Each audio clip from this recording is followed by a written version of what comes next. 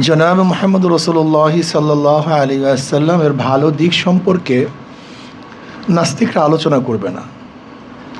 দেখবেন ইউনিভার্সিটির নাস্তিকরা আপনাকে বলবে যে তিনি আয়েশাকে কেন বিবাহ করলেন, অল্প বয়সী মানুষকে কেন বিবাহ করলেন, এতগুলি কেন বিবাহ করলেন, ঠিক না? তিনি কেন যুদ্ধ করলেন? অথচ নবী আলী সাল্লাম আম্মাজান আয়েশাকে বিবাহ করেছেন। বলেন তো, আম্মাজান আয়েশার বাবাকে আবু বকর রাদিয়াল্লাহু। আচ্ছা, তার তরফ থেকে কোনো অভিযোগ আজ পর্যন্ত শুনছেন যে বেঈমানরা এটা উপস্থাপন করছে, তার বাবা এই অভিযোগ দিয়েছে যে অল্প বয়সী মেয়েটাকে বিবাহ করছে, তার বাবা অসন্তুষ্ট বিধায় এই অভিযোগ তুলছে, এরকম ইতিহাস কেউ পেয়েছেন নাকি? আচ্ছা, তার মার তরফ থেকে, আচ্ছা আয়েশার তরফ থেকে, তার মানে যারা অভিযোগ দেওয়ার কথা তারা কি অভিযোগ দেয় না, বরং সবাই খুশি, সন্তুষ্ট। তা তুমি খুশি না হওয়ার কারণটা কি? এর কারণটা কি বলো তো? আসলে নবীকে আম্মাজান আয়েশাকে বিবাহ কেন হয়েছে, নবী আলাইহিস সালাম বিবাহের কারণটা কি, এ বিষয়ে আপনারা অনেকেই তো জানেন না। নবী আলাইহিস সালাম প্রত্যেকটা বিবাহের ভিন্ন ভিন্ন কারণ ছিল। কোনো কারণ ছিল মাসালাগত কারণ, কোনো কারণ ছিল রাজনৈতিক কারণ, কোনো ছিল অসহায়কে শান্তি দেওয়ার কারণ। এগুলো সব নবী আলাইহিস সালাম যা কিছু করেছেন সবই কোনো না কোনো কী কারণ ছিল, একটা কারণ ছিল।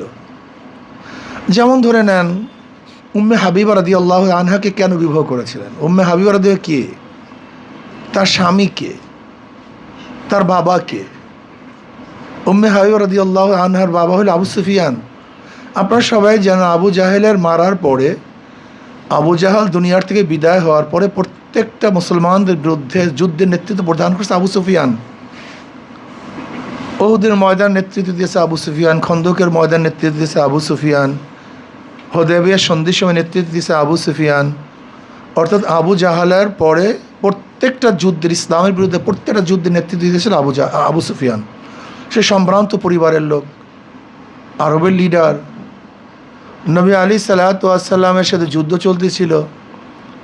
উম্মে হাবিবা রাদিয়াল্লাহু আনহার ওবায়দুল্লাহ ইবনে জাহাশ, তার স্বামী, সে যখন পদচ্যুত হয়ে গেছেন, নবী আলী সাল্লাম উম্মে হাবিবা রাদিয়াল্লাহু আনহাকে বিবাহের প্রস্তাব দিয়েছিলেন, বিবাহ বন্ধনে আবদ্ধ হয়েছিল। আমি বিস্তারিত বলবো না। আপনি কি জানেন তখন আবু সুফিয়ান রাদিয়াল্লাহু কি, নবী আলী সাল্লাম বিবাহের পরে আবু সুফিয়ানের মন্তব্যটা কী ছিল? আবু সুফিয়ানের মন্তব্য ছিল রাদিয়াল্লাহু, তখন তো ইসলাম গ্রহণ করে নেই, মন্তব্য ছিল এই যুবকের সাথে কোনো দুনিয়ার যোদ্ধারা যুদ্ধে বিজয় অর্জন করতে পারবে না। বিবাহ করছে তার মেয়ে, শত্রুর কাছে বিবাহ হয়েছে, অথচ বলছে কোনো গোটা দুনিয়ার কোনো যোদ্ধা এর বিরুদ্ধে যুদ্ধে বিজয় লাভ করতে পারবে না। তার মানে রাজনৈতিক বিবাহ ছিল। আবু সুফিয়ান তার শত্রু, এখন তার শ্বশুর। আলটিমেটলি জামাইয়ের বিরুদ্ধে যুদ্ধ করাটা অস্বাভাবিক। একটা বিশাল ব্যাপার স্যাপার এক বিবাহের মাধ্যমে সমাধান করে ফেলছে। আম্মাজান আয়েশাকে এই বিবাহের প্রস্তাব কে দিছে? খোদ আল্লাহ পাক নিজে। বুখারীর মধ্যে রওয়ায়াত আসছে, নবী আলী সাল্লাল্লাহু স্বপ্নে দেখছেন জিবরাইল আসছে, এক রেশমি রুমাল পেঁচানো। বলে খুলেন, আপনি খুলছে, দেখেছেন আম্মাজান আয়েশার ছবি। তিনি কিছুই বললেন না। দ্বিতীয় রাত্রে আসছে, দেখেছেন আম্মাজান আয়েশার ছবি। কইলে তো আপনার স্ত্রী।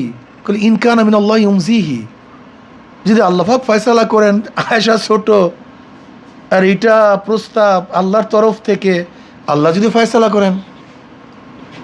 ওইদিকে আবু বকর সিদ্দিক রাদিয়াল্লাহু তাআলা চিন্তা করতেছেন যে নবী আলী সাল্লামের স্ত্রী নাই খাদিজা কুবরা রাদিয়াল্লাহু আনহা, তাকে বিবাহ করার দরকার। আমার মেয়ে আছে, প্রস্তাব দিতে ভয় পাচ্ছে, এরা আবু বকর রাদিয়াল্লাহু নিজে। যাই হোক, ঘটনা অনেক লম্বা, কিন্তু আম্মাজানকে কেন বিবাহ বন্ধনে খোদ আল্লাহ পাক আবদ্ধ করালেন, মূল প্রশ্ন এখানে। মূল প্রশ্ন, আচ্ছা বলুন তো, আমাদের দুইটা পার্ট, পুরুষ এবং মহিলা। পুরুষেরও মাসালা আছে, মহিলাদেরও, জোরে বলেন। আচ্ছা, মাসালাটা ছোটোরও কিছু মাসালা আছে, বড়দেরও কিছু আচ্ছা বলেন তো, আম্মাজান আয়েশা যে ছোট অবস্থায় বিবাহ বন্ধনে আবদ্ধ না হন, তাই ছোটদের মাসালা তিনি বয়ান করবেন কিভাবে? মাসালা তো একেবারে সহজ। তিনি যদি ছোটবেলায় বিবাহ বন্ধনে আবদ্ধ না হন, তাই মাসালা পেশ করবেন কিভাবে, বাস্তবতা স্বীকার করবেন কিভাবে? বেশ ভালো কথা। আম্মাজান আয়েশার সাথে তৎকালীন সময়ে নবী আলী সালাত জুফাফের রাত্র হয়েছে যখন তিনি যোগ্যতা অর্জন করেছেন। তা প্রথম থেকে শেষ পর্যন্ত একটা মেয়ে কীভাবে গঠন হবে, কিভাবে ব্যবহার করবে, যদি তিনি সেই ব্যবহারে অভিজ্ঞতা না হন, তাই মহিলাদেরকে মাসালা বয়ান করবেন কিভাবে? এই জন্য নবী আয়েশা কী বলছেন, নিসফুদ্দিন আয়েশার থেকে শিখো, আয়েশার থেকে অর্ধেক দেখ শেখো। নবী আলী সাল্লাহ যখন দুনিয়ার থেকে বিদায় হলেন তখন তার বয়স 18, আম্মাজানের বয়স কত? আচ্ছা বলেন তো, তিনি তো জ্ঞানের বিশাল ভাণ্ডার, অন্য রওয়ায়াতের মধ্যে আছে সুলুসুদ্দিন তার থেকে শিখো, দিনের 3 ভাগের 1 ভাগ তার থেকে শিখো। আচ্ছা বলো তো, এত বড় জ্ঞানী, গোটা মহাদ্দেশের যিনি ওস্তাদ, সমস্ত মহাদ্দিস তাকে ওস্তাদ নেমে কেউ মহাদ্দিস হতে পারে না, কথা ঠিক না?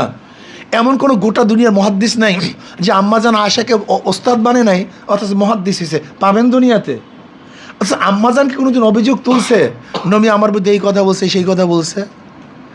অথচ যেই ব্যক্তি নিয়ে আমরা সমালোচনা করি, নবী আলী সাল্লাম তার কোলে বসে দুনিয়ার থেকে বিদায় হয়ে গেছেন, তার কোলে ছিলেন তিনি। তার আপত্তি নেই, তার বাবার আপত্তি নেই, তার মায়ের আপত্তি নেই, তোমার আপত্তির কারণটা কি?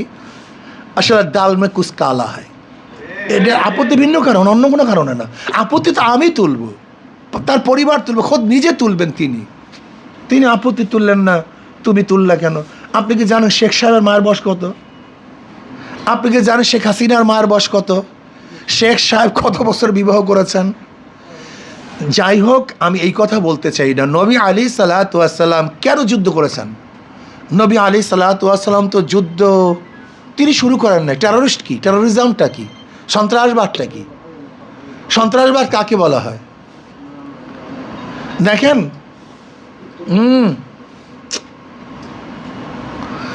নবী আলী সাল্লাম 13 বছর মক্কায় ছিলেন। কত বছর আপনারা জানেন? তার উপরে কি ঘটনা ঘটছে সবাই জানেন কম বেশি। প্রতিবাদ করছেন? প্রতিবাদ করেন না। যুদ্ধ করছেন? যুদ্ধ করেন নাই। 13 বছর নির্যাতিত হওয়ার পরে তিনি চলে আসছেন মদিনায়। আচ্ছা, দ্বিতীয় হিজরিতে নবী আলী সাল্লামকে যুদ্ধ করার জন্য গেছে না কাফেরা তার সাথে যুদ্ধ করার জন্য আসছে? আজীব ব্যাপার। নবী আলী সাল্লাম তো প্রতিহত করেছেন, কিন্তু যুদ্ধ শুরুই করেন নাই।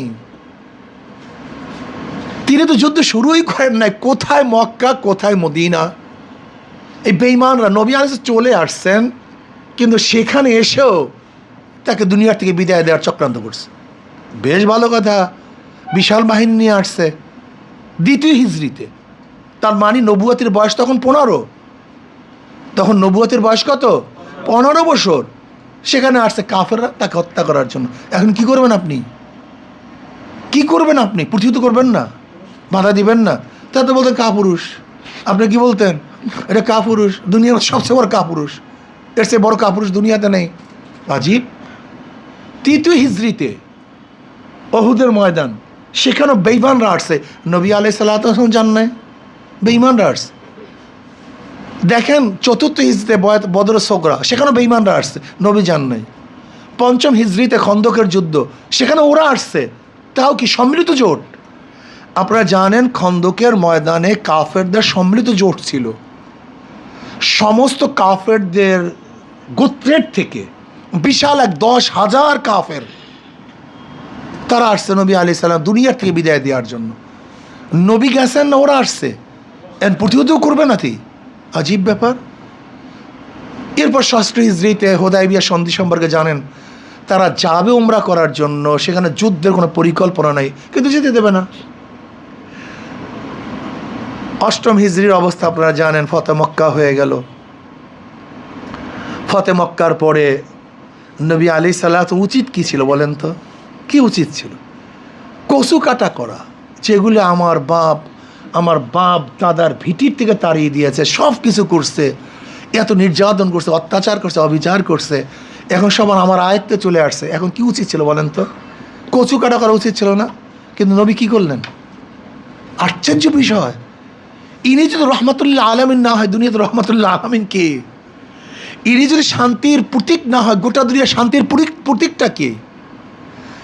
জনাবে মুহাম্মদ রাসূলুল্লাহ সাল্লাল্লাহু আলাইহি ওয়াসাল্লাম কোন জমানায় আসছিলেন সবাই জানেন। জাহিলি যুগ, যেখানে মানুষের কোনো গুরুত্ব ছিল না, দাম ছিল না, মানুষের কোনো মূল্য ছিল না, গোলামদের কোনো দাম ছিল না, যেখানে যারা নিম্ন বংশের মানুষ তাদের কোনো মূল্য ছিল। এখনও দেখেন হিন্দুদের মধ্যে এরকম আছে যে যারা দলিত বংশের তাদেরকে উঁচু বংশের মানুষের প্লেটে দস্তারখানে খানা খাওয়ানো সম্পূর্ণ অবৈধ। আপনি কি জানেন হিন্দু ধর্মের এরকম আছে যে দলিত বংশের কেউ শিক্ষা অর্জন করতে পারবে না, এটা সম্পূর্ণ গুনার কাজ তাদের ধর্মে। এই যে আম্বেদকর, সে দলিত বংশের লোক ছিল, যে বাবাজি আম্বেদকর যাকে বলা হয়, যে ভারতের সংবিধান রচনা করছে, ইনি তো দলিত বংশের, এনার পড়াশোনা সম্পূর্ণ নাজায়েজ ছিল তাদের ধর্মে। এই ব্যক্তি তো আল্লাহ মেধা দান করছে, জমিদারের সন্তান, সে তো পড়াশোনা করে, ব্রাহ্মণের সন্তান, সে পারে না, কিন্তু বাইরে বসে সব মুখস্থ হয়ে যায়। এই ঘটনা আপনারা সবাই জানেন। কিন্তু নবী আলাইহিস সালাম কী করেছেন বলেন তো? তিনি বলছেন সমস্ত মানুষ সমান, সবার অধিকার সমান।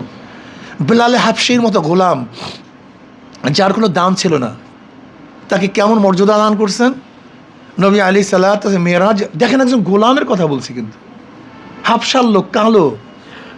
এই যে কালো ধালা আজকে আমেরিকার যারা মানবতার ঠিকাদারি নিছে, যারা মানবতার ঠিকাদারি নিছে, তাদের মধ্যে এখনও কালো দলের হাজারো মারামারি চলতেছে প্রতিদিন। শ্বেতাঙ্গ কৃষ্ণাঙ্গ নিয়ে প্রতিদিন মারামারি। অথচ নবী আলাইহিস সালাম কালো কুচ্ছিত বেলালে হাবশির মর্যাদা কেমন দিছেন যে নবী আলাইহিস সালাম আরশে যখন গেলেন জুতার আওয়াজ পান, কলে কার জুতার আওয়াজ? কলে বেলালে হাবশির পায়ের আওয়াজ। একজন গোলাম, কিয়ামতের ময়দানে সমস্ত মানুষ উঠবে পায়ে হাঁটিয়া, আর বেলালে হাবশি তার মর্যাদার কারণে উঠবে উটের পিঠে চড়িয়া। কিয়ামতের ময়দানে নবী আলাইহিস সালাম যে উটের পিঠে থাকবেন, তার লাগামটা থাকবে বেলালে হাবশির হাতের মধ্যে। অথচ গোলাম, মর্যাদা কোন পর্যন্ত পৌঁছাচ্ছেন আপনি দেখেছেন? হ্যাঁ, ইসলাম পারছে, অন্য কেউ না। ইসলামের মধ্যে কে গোলাম, কে মালিক, কে ধনী, কে গরিব, কে বংশীয়, কে নন বংশীয়, সব সমান। এটা ইসলাম, এটা ইসলামই পারে একমাত্র। আপনারা জানেন ওমর ইবনে খাত্তাব রাদিয়াল্লাহু তাআলা আনহু, যিনি অর্ধ জাহানের বাদশা, আমাদের দেশের কাউন্সিলের সামনে আমরা যেতে পারি না, মেম্বারের কাছে যেতে পারি না, নাকি ভাই? ভুল বললাম নাকি ভাই? অথচ ওমর ইবনে খাত্তাব অর্ধ ইসলাম বুঝি না, আমাদের সমস্যা এখানে। ইসলাম বুঝি না, আমাদের সমস্যা এখানে। ওমর ইবনে খাত্তাব যিনি অর্ধ জাহানের বাদশা, তিনি যখন আপনারা জানেন বাইতুল মুকাদ্দাস যখন দখল করেছে মুসলমান, তখন সেখানে পাদ্রী বলেছিল আমাদের কেতাবের মধ্যে লেখা আছে তোমাদের যে আমির হবে সেইটার গেট খুলবে, কাছে তোমাদের আমিরের বাহিরে আমি চাবি দেব না। আমির মুমিনের কাছে খবর দেওয়া হলো, তিনি রাজি হলেন, রওনা করলেন। গোলাম উটের রশি টানতেছে। হঠাৎ তিনি চিন্তা করছেন আমিও মানুষ, ও মানুষ। খুব ভালো মতো বুঝবেন ছাত্র বন্ধুরা, ইসলাম কি জিনিস বুঝতে হবে আপনাকে। ইসলাম তো আখলাকের নাম, ইসলাম চরিত্রের নাম, ইসলাম আদর্শের নাম, ইসলাম নীতির নাম, ইসলাম মানবতার নাম। এটা আপনাকে বুঝতে হবে বাবা, অবশ্যই বুঝতে হবে আপনাকে। আজকে দেখবেন ব্রিটিশ আমাদের মধ্যে উঁচু নিচু সৃষ্টি করছে। আরে ভাই আমি গেছি, আমাদের ওখানে তো বড় বড় অফিসাররা সবসময় আসে চরমনাইতে, বড় বড় অফিসাররা আসে, ডিআইজি আসে, অফার র্যাঙ্কের যারা আছে আইজি, অথচ তাদের যারা পুলিশ টুলিশ তারা তো ধারে কাছেও আসতে পারে না। আমি কবি ওনাকে ডাকেন না কেন? আপনাদের খানা দিছি, পুলিশরা দাঁড়ানো আছে তাদের এখন। আমি করি না, এটা হবে না, আগে তাদেরকে নিয়ে আসেন, এক দস্তাখানে বসি, একই সাথে খাই, সমস্যা কি? ভেদাভেদ সৃষ্টি করে ফেলছি, মারাত্মক। উঁচা নিচু অফিসার যে থাকে মনে হয় সে একটা ছোটোখাটো জানোয়ার হয়ে যায়, হিংস্র প্রাণী হয়ে যায়।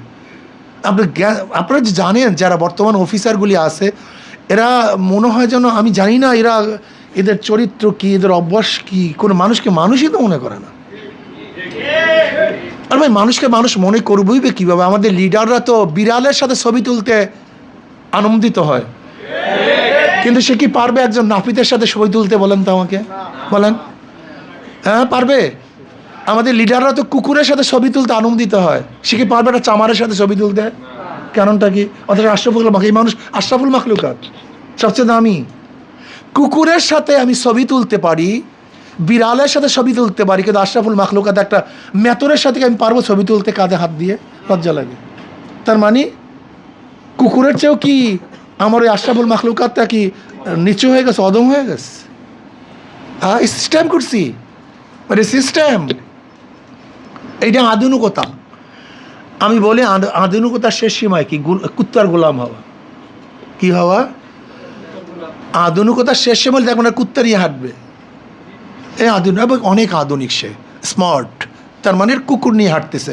আর কুকুর যখন রাস্তার মধ্যে পায়খানা করে, সেটা নিজে পলিথিন দিয়ে সাফ করতে হয়। আপনারা জানেন বিদেশে কোনো জায়গায় পায়খানা করতে পারে না, যে যেখানে পায়খানা করবে কুকুর বিড়াল তাকেই সাফ করতে হবে, সেখানে বেতন নেই।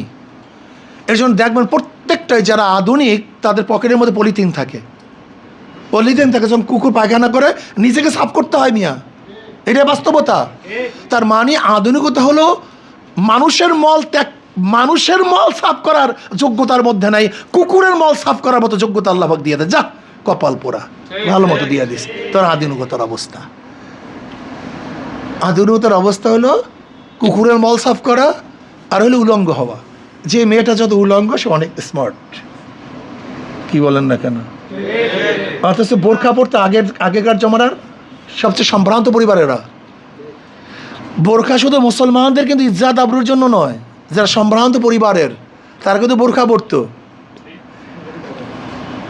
আপনারা জানেন কিনা আমি জানি না, সম্ভ্রান্ত পরিবারের মেয়েরা যখন নামতো আবৃত করে তারা নামতো, আর যারা নিম্ন শ্রেণী ছিল তারা উলঙ্গ অবস্থায় রাস্তায় নামতো। এখন অবস্থা হচ্ছে উল্টা। কি কথাটা বুঝাতে পারি? মানে দুনিয়াটাই উলটপালট হয়ে যাইতেছে। তো ওমর ইবনে খাত্তাব রাদিয়াল্লাহু তাআলা আনহু যখন যাইতেছিলেন, চিন্তা করছে ওটা তো মানুষ, আমিও তো মানুষ, তো ওই একা কষ্ট করবে। একটা নমুনা গোটা দুনিয়ার মধ্যে দেখান আমাকে, দ্বিতীয় নমুনার দরকার নেই। ইসলাম কি জিনিস? ইসলাম তো বুঝিই না আমরা, ইসলাম বুঝি না। ওমর ইবনে খাত্তাব রাদিয়াল্লাহু বল, তুমি ওঠো, আমি রশি টানি। এখন গোলাম উপরে, মালিক নিচে, পারবো আমরা? হ্যাঁ,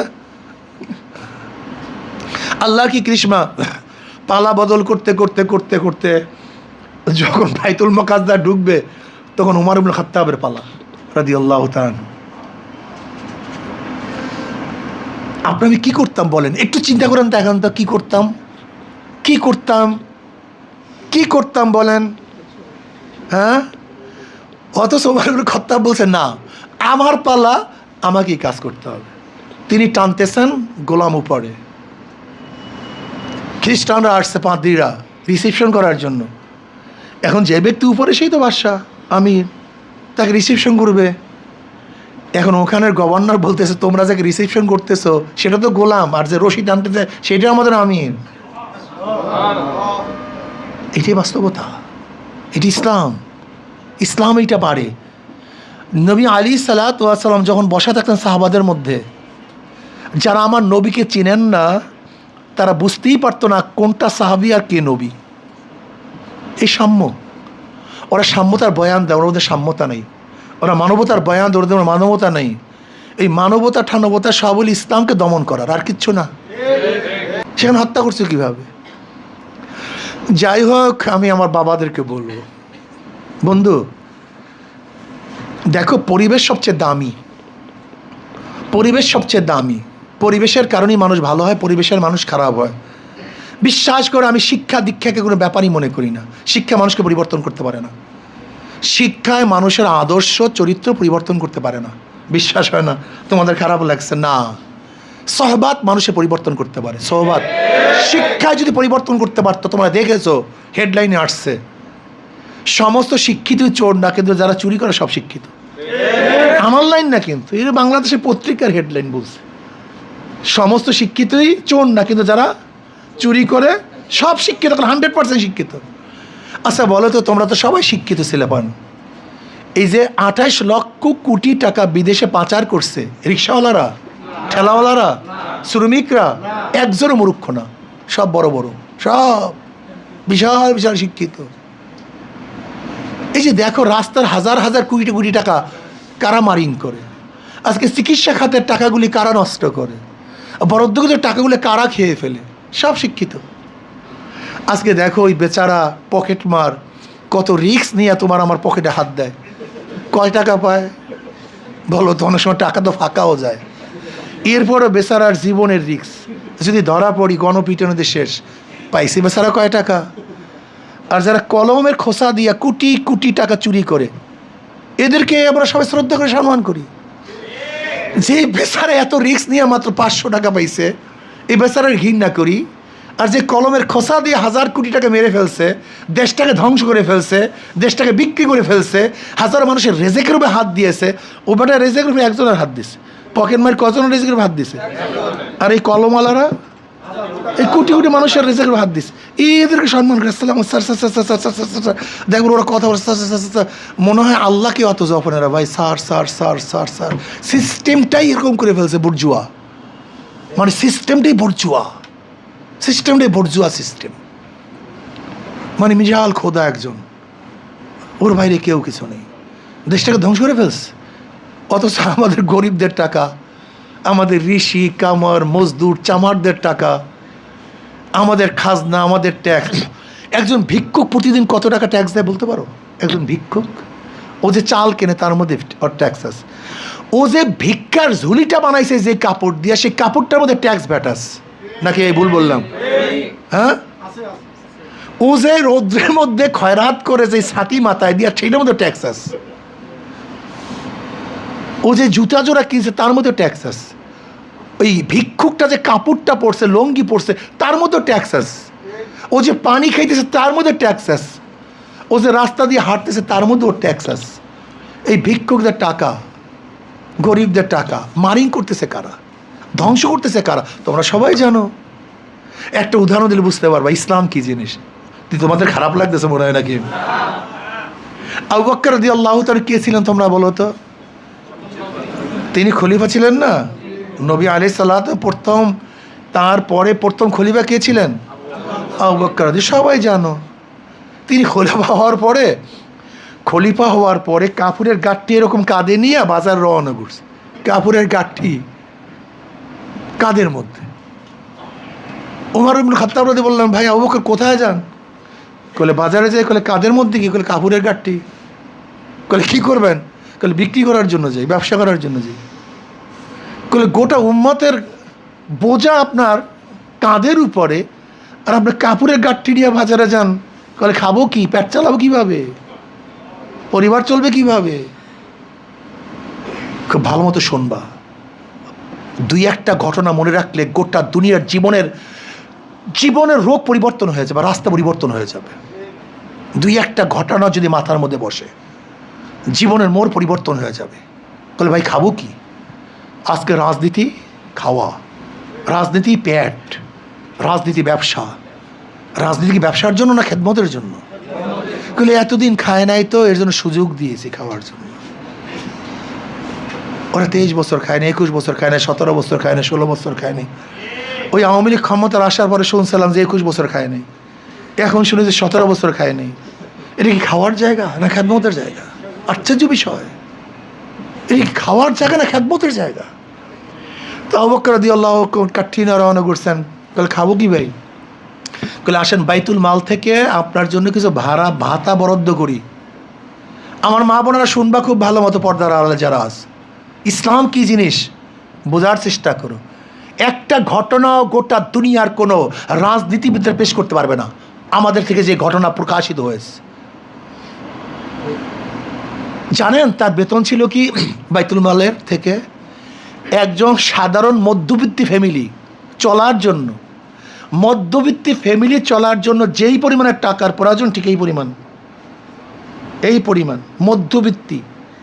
আর আমাদের খয়রাতি দেশের গিয়া দেখেন গণভবনের অবস্থাটা কি, গণভবনের অবস্থাটা কি।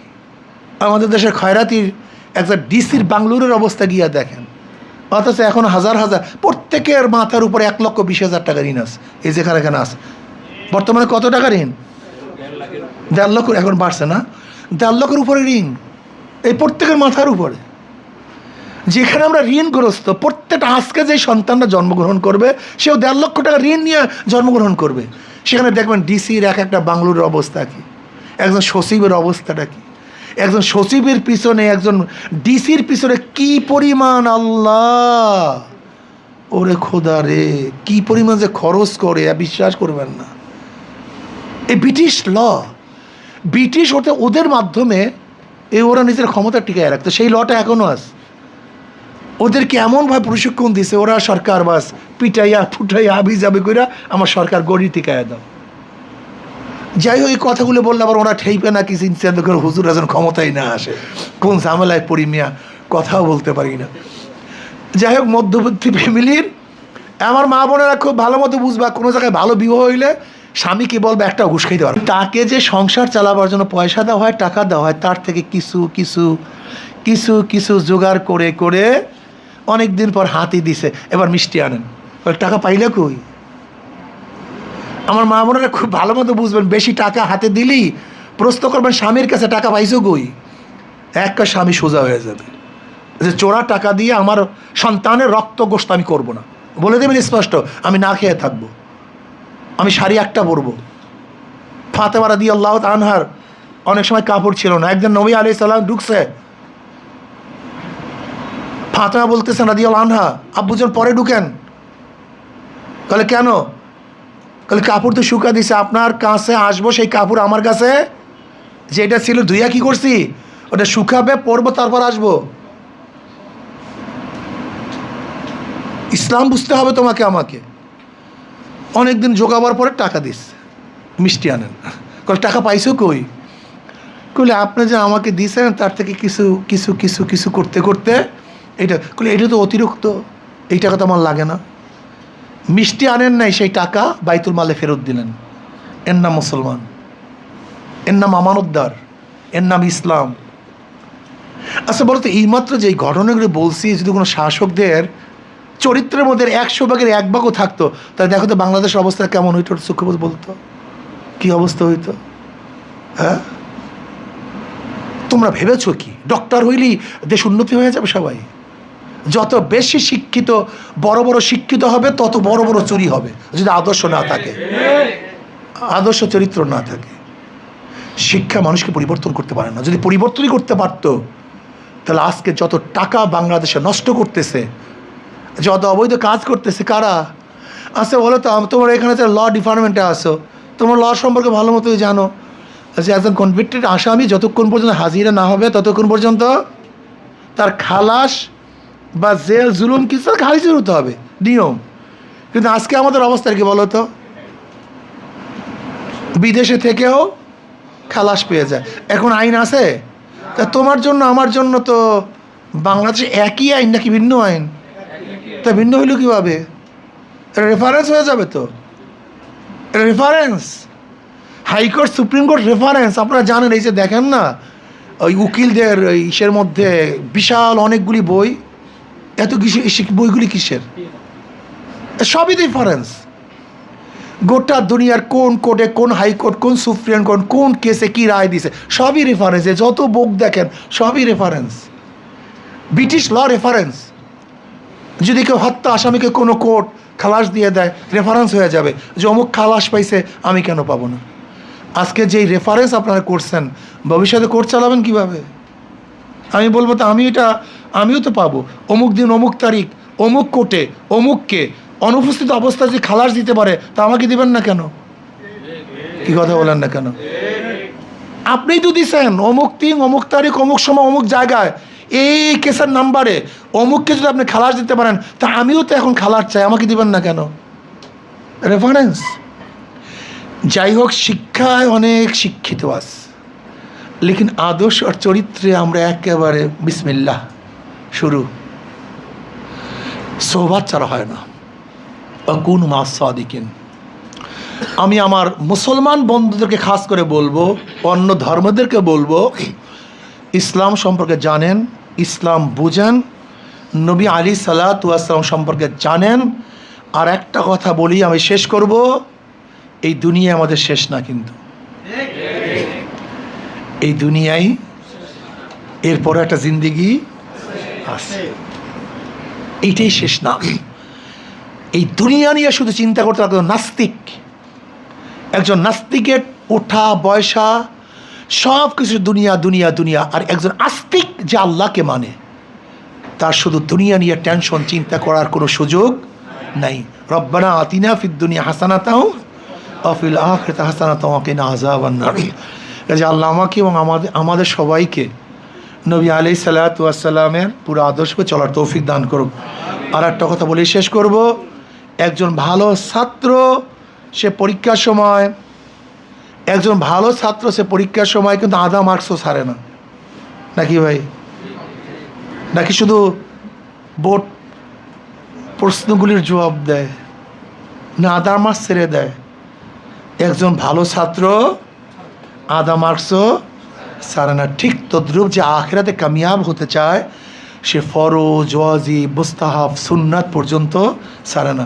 এই যে আল্লাহ আমাকে এবং আমাদের সবাইকে নবী আলাইহিস সালাতু ওয়াস সালামের 23 বছরের জিন্দিগির পরিপূর্ণ আমল করার তৌফিক দান করুক।